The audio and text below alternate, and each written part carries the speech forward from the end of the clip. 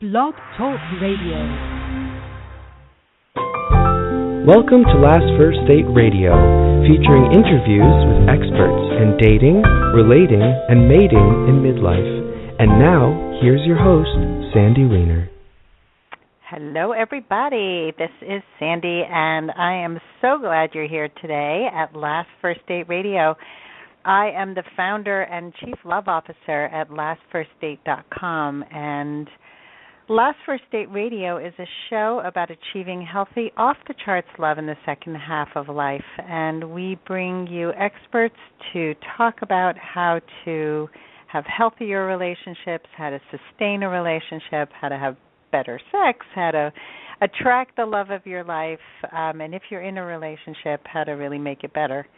So I'm so glad you joined us. We have a great guest coming up for you today. I'm going to be speaking with Nicole DiRocco. I think that's how you pronounce it.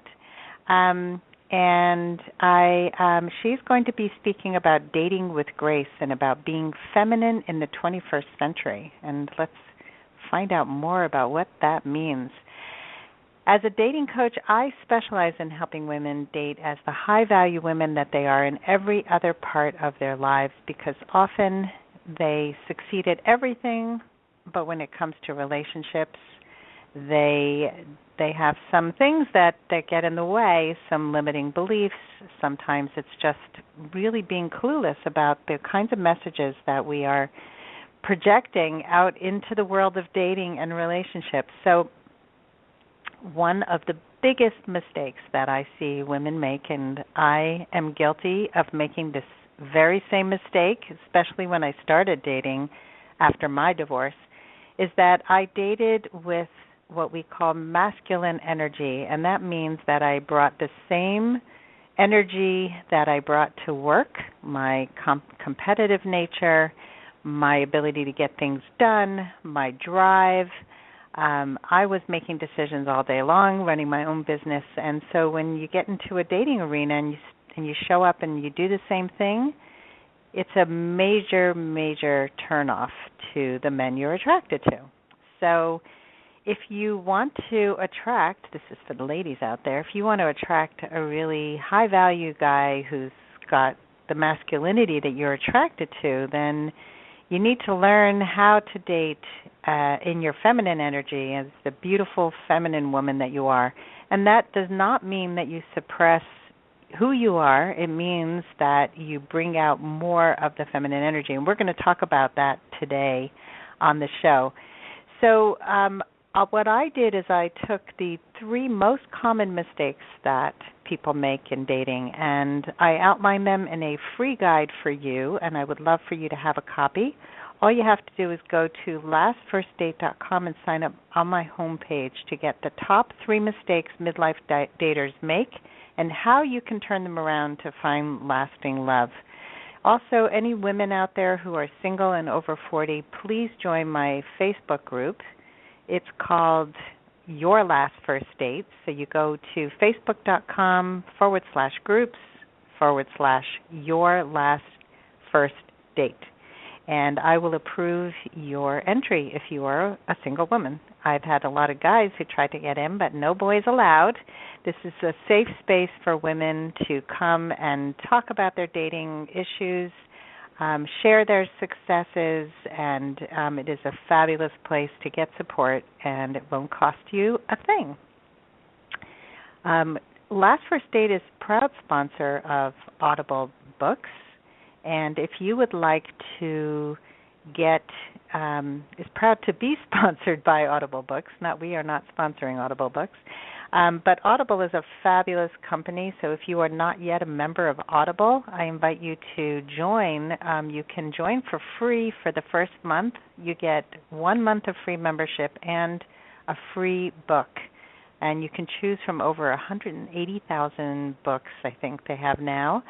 So the URL to go to is audible.com/lastfirstdate. That's audible.com/lastfirstdate.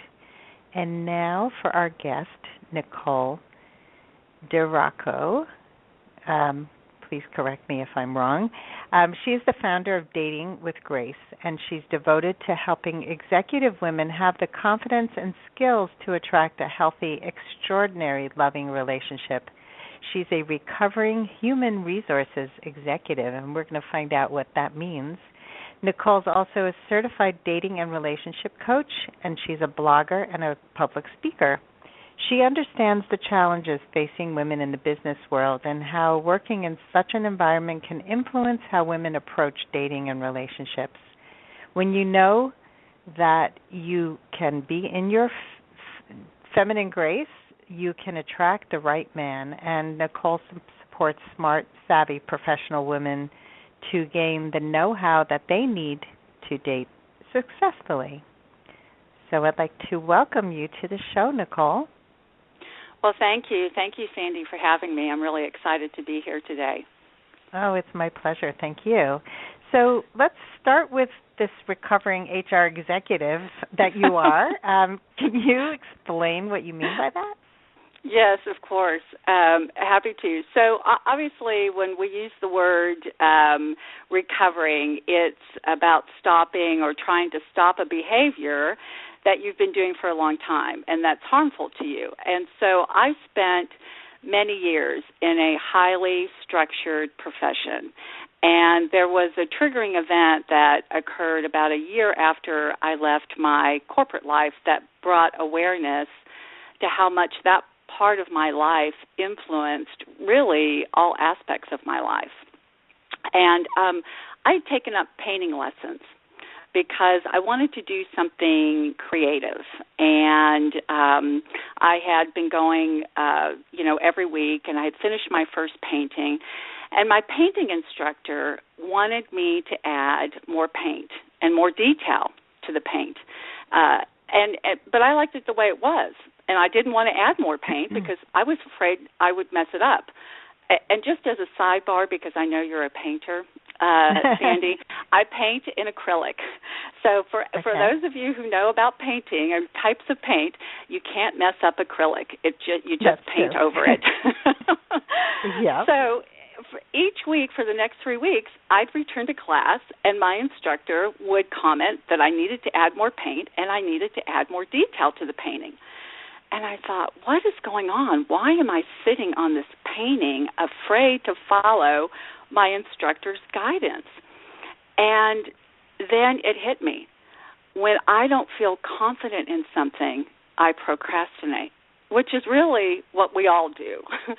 And so at the same time, I was in the master's program in organizational behavior and coaching, and I happened to have a mentor coach as part of my master's curriculum in coaching.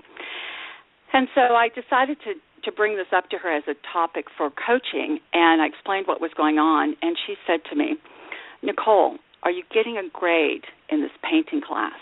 And I said, no. And she said, is there a promotion dependent upon this painting class?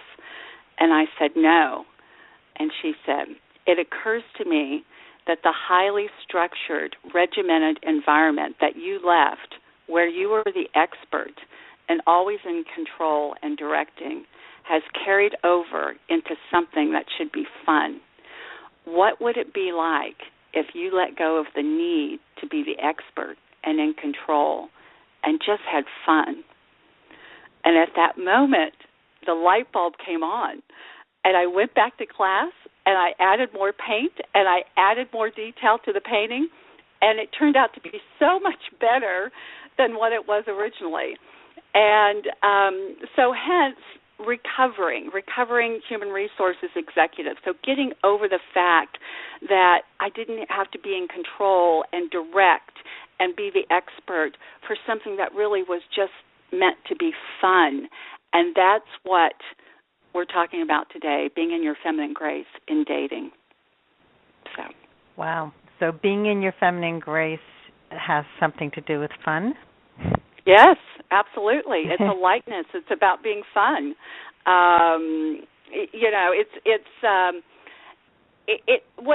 What I should say is first is that it's not about being submissive, right? And it's not about a woman giving up her power when she is being supportive and warm and kind to the man in her life. In fact, she's actually empowering both her partner and herself when she's in her feminine grace. So, there are qualities that good men, and you alluded to this earlier, find very desirable in women. And when I say, good men, I mean men who are intelligent and personable and successful in their work, and they're ambitious and they're sure of themselves and the world around them. And so these men are the leaders of their kind, and most, if not all, women are attracted to men who know how to lead, right? So usually strong male leaders have a tendency to look beyond a woman's outward beauty and her charm, and instead these men really tend to analyze a woman's character and her behaviors. And so for the woman who wants to attract that kind of man who is a leader among other men, she's got to know what qualities these men find highly attractive. And so when we're talking about grace, it's not simply about a woman's appearance. It has more to do with how a woman carries herself. And that woman in her feminine grace will have no trouble attracting a high-quality man. It's really the foundation by which a woman should live her life if she wants to be her happiest, with, the greatest capacity to give and receive love. So she's truly happy being a woman, and she's comfortable with her femininity without being overtly sexual. She's come into rapport with being a woman. She loves every aspect of it. And just some, share with you some examples of being in one's feminine grace. A woman who's in her feminine grace doesn't need a man to feel complete, but she is quite happy to admit that she wants one. She is empowered by being a woman, and she doesn't use it as an excuse. So think about, people that we meet in life that use, things as a crutch. This woman who's in her feminine grace doesn't say, I didn't get the job because I'm a woman, or this happened to me because I'm a woman. She doesn't use her gender as an excuse. She is comfortable with herself, and she likes who she is. And she's very confident, and she takes responsibility for her life. And I think of equal importance, Sandy, here is that she genuinely likes and appreciates men. That's a tough one for a lot of women. So some of this, like the confidence and taking responsibility, and not being a victim, a lot of women have that down. But that last thing you said, it's really hard for women who've been in bad relationships, especially long-term marriages that didn't work, where the man was not a leader. He was not a man of character. And so maybe all of her experiences, even from childhood, have been with men who she didn't respect. And so how does a woman make that leap from not really trusting or respecting men to learning to do that? That's a great question. I would say first and foremost, and and this is something that comes up with my clients as well.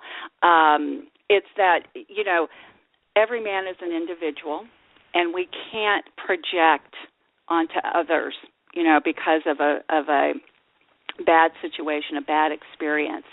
And so it is, for example, and I'll talk to you about, when a woman is in her feminine grace and dating, she's in the moment, she's in the present, she's enjoying versus projecting out.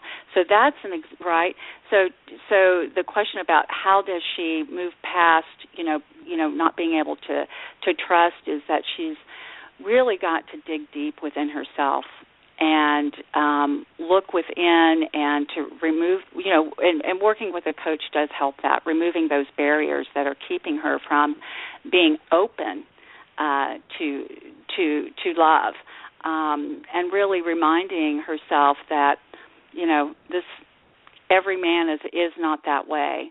So I don't know what your experience has been around that with your clients. I totally agree with you. I do similar work with my clients. I definitely think that people tend to project past experiences onto the person in front of them, and this is a big problem in dating. That they make assumptions that if somebody cheated on you, this person sitting across from you is going to also cheat on you. So you date with that in mind, and you end up finding the cheaters and then supporting the evidence that you only attract cheaters, or that all men are cheaters. So basically what we project is what we attract and what we find, because we're looking for it. So I agree with you. I think that we need to look at people as having a clean slate. I mean, I think it's true of everything we do. That if we don't want to constantly be projecting our bad experience and our triggers onto the people that we go out with. Right, exactly. Well, so let me talk about, how we can, so how does one get into their feminine grace and not be that way? So first and foremost, she's got to be, have done the work on the inside, right? And so part of being, centered in one's feminine grace is practicing extreme self-care. And, it's doing things that make you feel happy. And so in that way you attract love from the inside out. And so, for example, at the start of 2015, and I've carried this into 2016, I declared that I wanted to have a joyful life. And I wanted to do things that brought me joy. So for years, after taking ceramics, as a young girl, I took up painting because I wanted to do something creative again. And then I also, my passion for wine and learning culminated in a semester-long wine class at a local college. And so, there I became more versed in the study of grapes and the study of wine and wine making. And, I speak basic conversational wine now. And then on the heels of my wine class, I decided I wanted to take a trip, and I went on a food and wine excursion through Provence.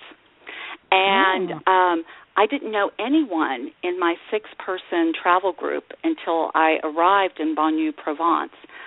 And I happened to discover that one of my travel companions is a Holocaust survivor. She was a young Holocaust survivor, but she was such an inspiration to me. And I spent 8 awe-inspiring days with her, and these other people who I, had never met, came from all, around the country, different parts of the country. And so in those moments, I created joy in my life. So, I added joy to my life by my painting and my wine classes and my trip to Provence. And so when I do things that bring me joy, I attract joy. And so that's the life that I want to create. And then I'm able to focus on who best fits into my life, because you see, it occurs to me that people have this in reverse. Find the man and then figure out what kind of life to build. But I say, ask yourself what kind of life you want to create, and then by attracting love from the inside out, you're actually forming the space that the man needs to come into your life. And so then he knows he doesn't, he already knows you're happy. He doesn't have the onus to make you happy. He just wants to make you happier. So those are, working on yourself first, and then doing, asking yourself what kind of life do you want to create, who best fits into that life, and you're really putting yourself in the best place for it. That is really a great way to practice, feminine grace in extreme self-care. Yeah, I love that. I totally agree with you, and I help clients do the same thing. And I think that so many of us grew up not taking care of ourselves, not prioritizing ourselves, and this is what leads to so many bad decisions and when it comes to relationships, because we're always accommodating. And I remember at one point in my marriage feeling like I am like a pretzel. Like I will twist myself into a pretzel to make this relationship work, but he's not doing a whole lot to accommodate, and he's not compromising. So this doesn't feel good. But, I didn't really know how unhealthy that was. And I think that when you really take care of yourself, you can really identify the unhealthiness in your partner and in the relationship. I had a client tell me that she felt that this man that she's been dating is trying to control her and who she's friends with, and sort of projecting into the future. And she was feeling really yicky, but she spent so many years not taking care of herself in this extreme self-care way that she was always the enabler, that it's hard for her to really acknowledge those feelings, that they're valid, and those are feelings you need to pay attention to. So this is really, really important. I'm glad you brought up the self-care piece. Did you want to say something? I feel like I interrupted you for a minute there. No, not at all. It's absolutely true. And a woman who is doing that, if she's taking care of herself, she's radiating that. She is radiating that, and men are very attuned to that. And, they're very attuned to, this is a woman who loves herself, who likes herself, who really takes care of herself. She's placing a priority on herself, because a woman who's centered in her feminine grace knows that if she doesn't make herself a priority, nobody else will. Very true. Yeah. And it reflects into everything in your life. I mean, I think what people don't realize is that if you practice this in all of your relationships, and you're really taking care of yourself, you're going to attract better friendships and better work relationships and better sibling relationships, really setting clear boundaries, prioritizing your own needs so you're not giving up the most important things that matter to you for anybody. I think that people really don't understand that whole concept of what compromise really means, because it never means giving up your own self-care. Oh, absolutely. So let's talk a little bit about something that you said, that women need to have a vision for the life that they want to create in order to have that set up before looking for a partner. So can you describe what is that vision and why it's important?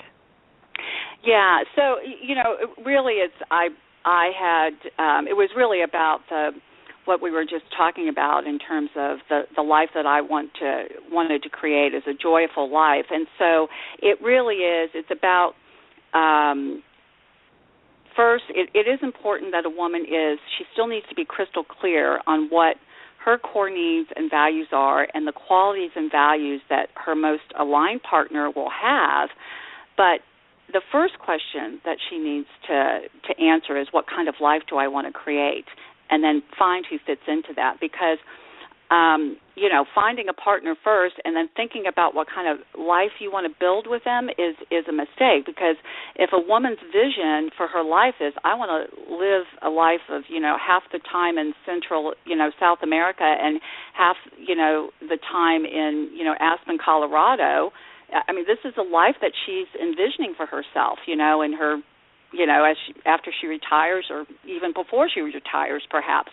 But if she finds a man, if she finds a partner who is very content to sit at home and, in the same city 12 months out of the year, that's a mismatch. Yeah. So that's why I say that's important. It's so important. And not just, environment and, those are really important, and people don't know how important those things are. Like somebody wants to live in the country and you want to live in the city. And, I mean, those are actually fights that my ex-husband and I had, because he had a set idea about where he wanted to live, which was different from what we had discussed before we got married. Yeah. And that was part of the inflexibility, that he had to be in a certain place, and I was much more flexible, but where he wanted to live really didn't work for me in the long run with our family. So I think you need to know, and you also need to know the lifestyle you want to have, all those kinds of things. And some people live extravagant lifestyles where they buy things that are way out of their budget, and if that makes you really uncomfortable, you're not going to be happy with that person. That's right. You know, and so it's not to take those things lightly. There was a book that I read right when I became a dating coach many years ago called Will Our Love Last? Or Will This Love Last, I think. It was by a guy named Hamburg. And he talks about the three most important pillars of compatibility. And one is the worldview, sharing a worldview, which is so important. It's he said he described going to a movie with a girl he was dating, and he came out with a completely different way of seeing the movie. She thought it was the best movie in the world, and he was like, this movie sucked. And it had, I mean, you can say, well, that's not so important, but it was, because she saw the world so differently, and he said that was sort of his litmus test from then on. He wanted to take every woman to that movie and see how she liked it. So, you know, there's the everyday, you know, so there's the environment and what you eat and how you sleep, and do you like it hot, do you like it cold? Right. Those little things, if there's a whole bunch of them that are out of alignment, it's going to not be good. And the third one is the sexual compatibility, and that has much more to do with, you know, with it's much broader than just do we both like sex or do we feel that we're sexually compatible. It has to do with, do we both like sex twice a week? Do we like it this way, that way? You know, there's so many things that have to line up.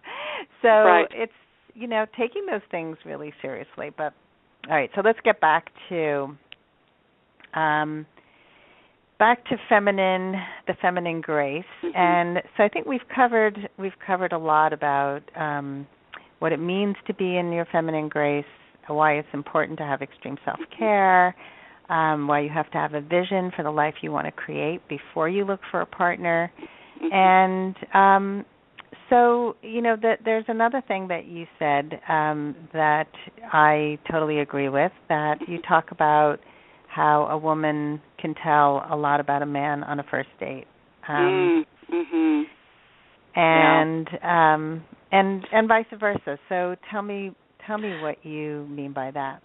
Yeah, well, you know, I have spent a lot of time studying how men and women communicate, and my expertise comes from many years of being in the people business, as well as, you know, specialized training and how to be effective in communicating with a man and with a woman. And men say what they mean. Women do not say what they mean. Women don't say what they mean because they don't want to hurt someone's feelings. They don't want to rock the boat. But men tell you who they are from the get-go. And particularly on a first date, I coach my clients all the time. Pay attention, because he is telling you who he is. And in coaching, you know, we call it listening for clues. So, I say if something catches your attention, step over nothing. And you can approach dating with curiosity and observation in a graceful way without interrogating somebody. Let me give you a real live example. I had a date very recently, and I met this gentleman online. And I should preface this with I am not a big fan of texting. That's a preference for me. I use it for informational purposes. Like I need the address, or I'm running 5 minutes behind. But I especially don't want to receive text from a man that I haven't met yet. I think it's a false sense of connection. There's lots of room for miscommunication.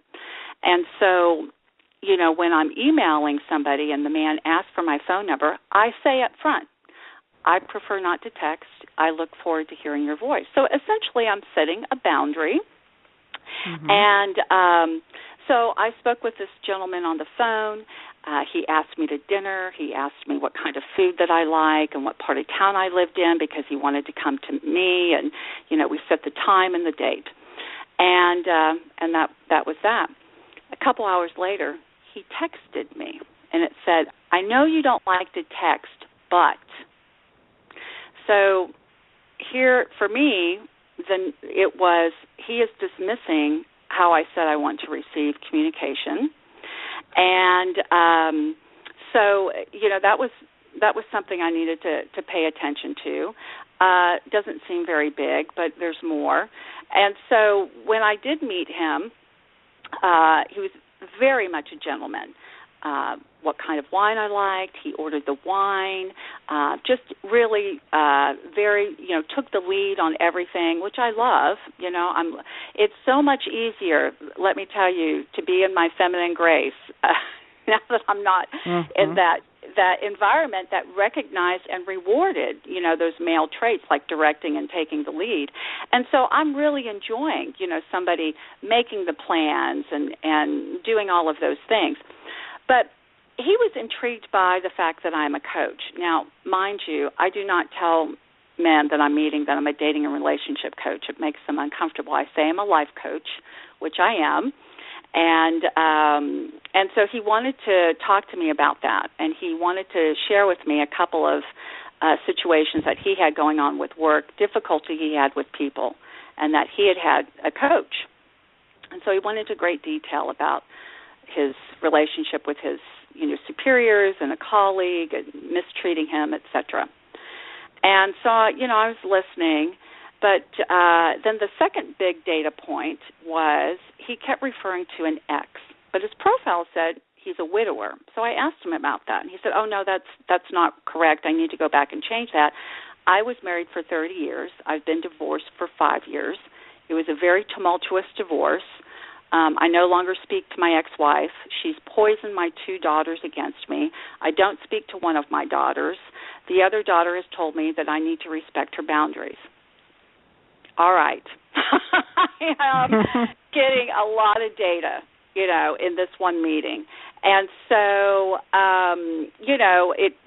the end of the date, he asked if he could walk me to my car, if he could see me again. He was a perfect gentleman. So as perfect of a gentleman as he was, he told me who he was. He has a lot of conflict in his life. I didn't need any more information. That's what I mean, that a man tells you who he is very early on. Yeah, this is a great example. Yeah, and people often push all of that away. They say, "Oh, well, but he's such a nice guy, and he's so good looking, and he's treated me so nicely." Well, all of those things are great, but if he has a lot of conflict and he's not talking to one of his kids and he's got conflict at work, then you're picturing, we're going to have some conflict here, and this does not feel right. So you listen to your instincts, and you did not go out with him again? That's right. And he did, and I will say, he did call and ask me out again. And so, I think there is a graceful way, and I think this is important. I do coach my clients to do this, is to be gracious and to be in your feminine grace. And I did actually send him a text, and I told him that I really appreciated the time that he took to meet me, and that I enjoyed getting to know him, that I know where I am in my life, and I know that we're not a match, and I wish him the best in his search. And that's a nice, graceful way to exit that. Yeah, I like that. Yeah. A lot of women have problems with breaking things off. So I write about this a lot, too, because people do need these kinds of scripts to be in their feminine grace and to end things, not to let it drag on. So, good stuff, Nicole. So how can people find you? Oh, okay. Well, I would love for them. They can find me on datingwithgrace.me. And I do actually have a free gift for folks if they would like a copy of 3 tips to dating in the 21st century while being in their feminine grace. They can go to datingwithgrace.me and sign up on my homepage for a copy. They can also follow me on Facebook /datingwithgrace and on Twitter, Nicole DiRocco 1. It's Nicole DiRocco and the number 1 is my handle. Awesome. I also have a number one. Thank you so much, Nicole, for coming on the show today and sharing the wisdom of dating with grace and being in your feminine and really living your best life, because that's what this is all about, living your best life first and then seeing if a man fits into that life, because your life is already so wonderful, and not twisting into a pretzel to accommodate some guy, because you will not be happy. That's right. So thank you, and have a great day. And thank you, everybody, for listening today. And I hope you all go out and date in your feminine grace and go on your last first date very soon. Have a great day.